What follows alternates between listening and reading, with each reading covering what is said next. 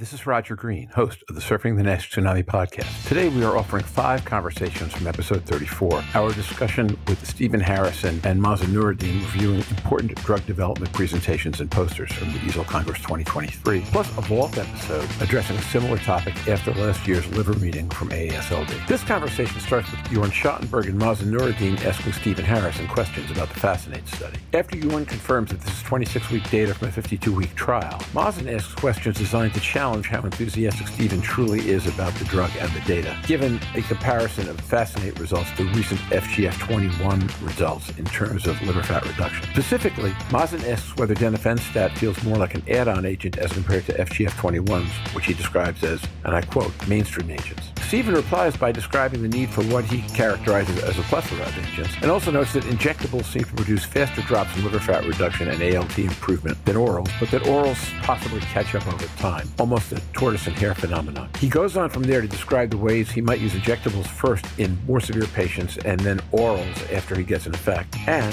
that he might simply start with orals in less severe patients. He describes the right comparison for denifanstat as being resmetirom. Mazen says among oral agents, the ACC inhibitors might work better. Stephen brings PPAR inhibitor lanifibranor to the conversation, and finally returns to the idea that injectables might produce stronger efficacy results, but that among orals, there are several agents yet to differentiate clearly, a theme he returns to once more at the end of the conversation after Jörn mentions PUFAs. This conversation covers a lot of ground on drug development, analysis of trial results, and the upcoming increases in importance of omics and artificial intelligence. It was a great birthday present for me from some of my favorite surfers, and I hope it's a present to you as well. It's quite a lot to digest, very exciting to consider, so sit back, listen, learn, enjoy, and when you're done, join the dialogue in our LinkedIn discussion group.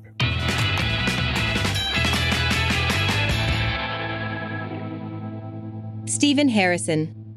So with that, let me see what you guys think about what I went through. Jörn Schattenberg. This was how long, Stephen? Because I think I missed it. It's a 52-week study, but the interim that was reported by Rohit was at 26 weeks. So we are awaiting the liver biopsy at the 52-week time point, which I'm trying to think if there was any report on when that might be coming. I don't recall Rohit saying when we can anticipate the final results, but I can do a quick look on the website to see if there's anything there. Mazen Noureddin. Again, I guess we're still getting positive results. I think the field is moving forward, but I'm gonna ask actually Stephen. I don't want to compare apple to oranges, but I just want to check his pulse, how excited he is about this data. And let me be a little bit critical. So this is 26 data from FASN inhibitor. Again, he said the absolute about 6%.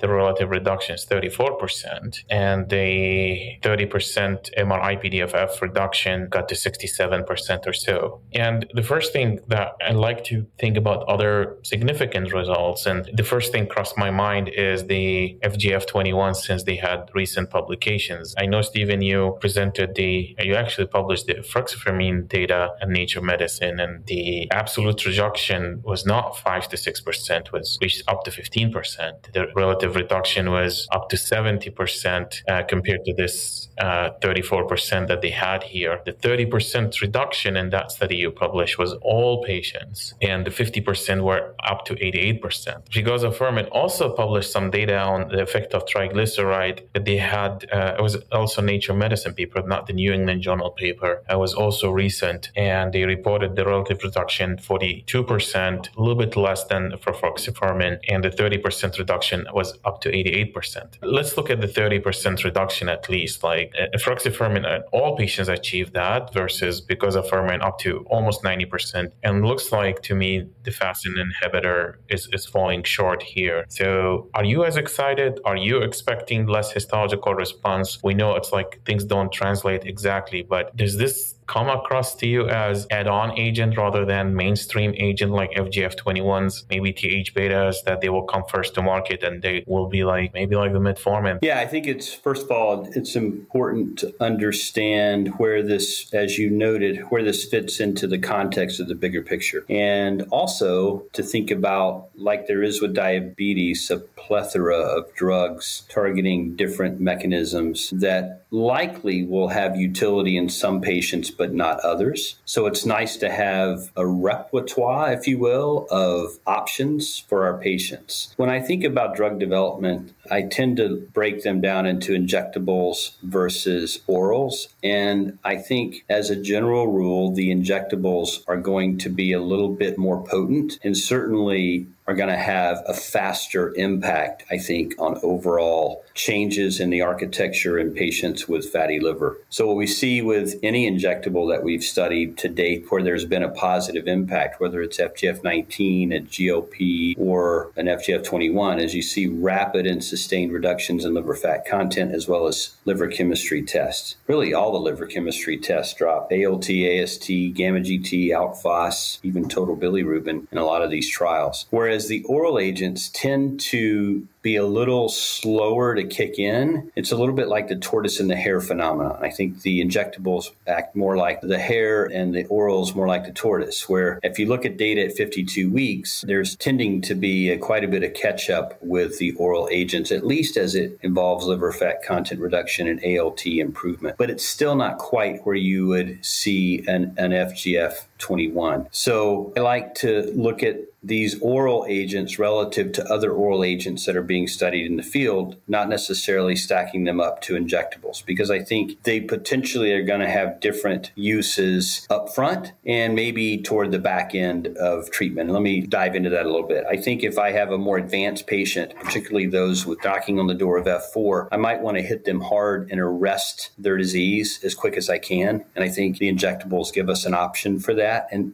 when I say this, I'm saying oftentimes these people will be on a baseline steady state dose of a GLP-1. So understanding that a lot of our patients are on that, they still have liver disease. And oftentimes fibrosis is still pretty bad actor in these patients. So if we look at cohort D, which looked at the addition of efruxifermin on top of a GLP, that data has not been presented yet nor published, but it's been pressed. And there you see a very impressive reduction of liver chemistry test and liver fat content on top of a GLP. Most of those people are on stable doses of GLP for about a year. And granted, they might be diabetic doses rather than obesity doses like with Wegovy and tirzepatide, but still GLP nonetheless. So I think that's a setting where I would hit the patient hard with an injectable and then potentially after a period of treatment, transition them to an oral. And then maybe I take a patient that's not quite as severe and I start them on an oral. So where I would put denifanstat here is how does it stack up to resmetirom? How does it stack up to a THR beta?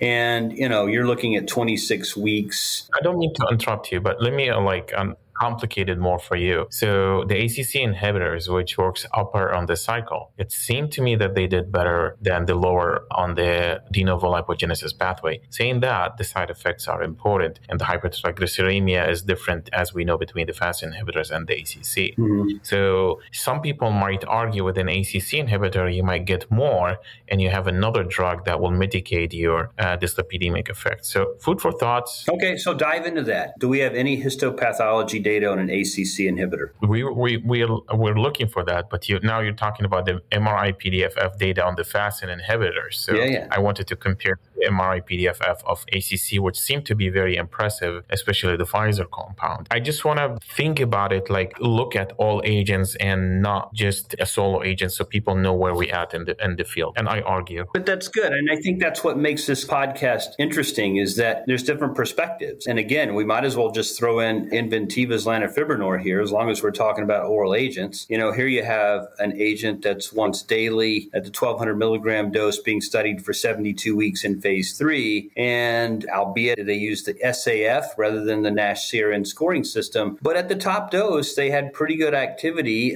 treatment effect delta, I believe, of 18 and 22% respectively for NASH resolution and fibrosis improvement relative to placebo. And they had glycemic control and they had atherogenic lipid improvement. Their bugaboo is there or is there not going to be an issue with weight gain? And I'm not talking about making subcutaneous fat healthy again, so therefore they're gaining weight because they're gaining this quote-unquote healthy fat. I'm more worried about the water weight retention and the unmasking of what we call HFpEF, or right-sided heart failure. While the early data, the 24-week data at the 1,200 milligram dose does not suggest that, I still think that is a potential liability that needs to be worked worked out in phase 3. Having said that, if all we did was compare the head-to-head comparison of efficacy, we have biopsy data with Lani, we have no biopsy data with an ACC, no biopsy data with a FASN inhibitor, so subsequently no biopsy data with anything that blocks de novo lipogenesis by itself. And we have THR beta biopsy data, but our oral data beyond that is really limited. So that's why I'm thinking, I guess it's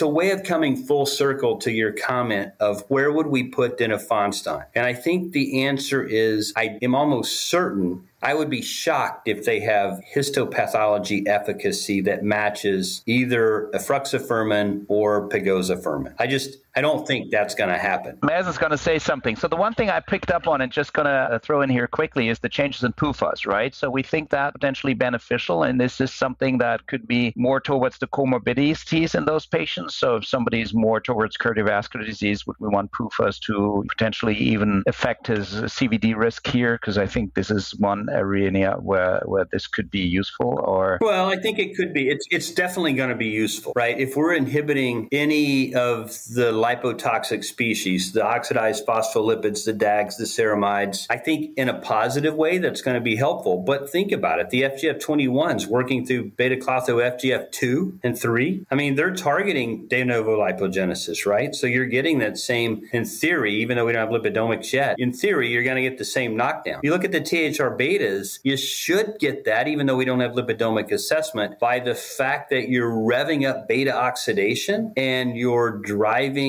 down, you're essentially clearing cholesterol more readily from serum. I think you're going to have very similar atherogenic risk reduction with a balanced potency FGF21 as you would with a THR beta that's very selective, as you would with denifanstat. So we just have to see. And now back to Roger. We hope you've enjoyed this recording. If you have any questions or comments about the content of this conversation or the entire episode, please put them in the review section of the page from which you downloaded this conversation, or send an email to questions@surfingnash.com. Next week, we'll be back with more discussion on major stories from the EASL Congress. Until then, stay safe, surf on, and we'll see you again on the podcast. Bye-bye now.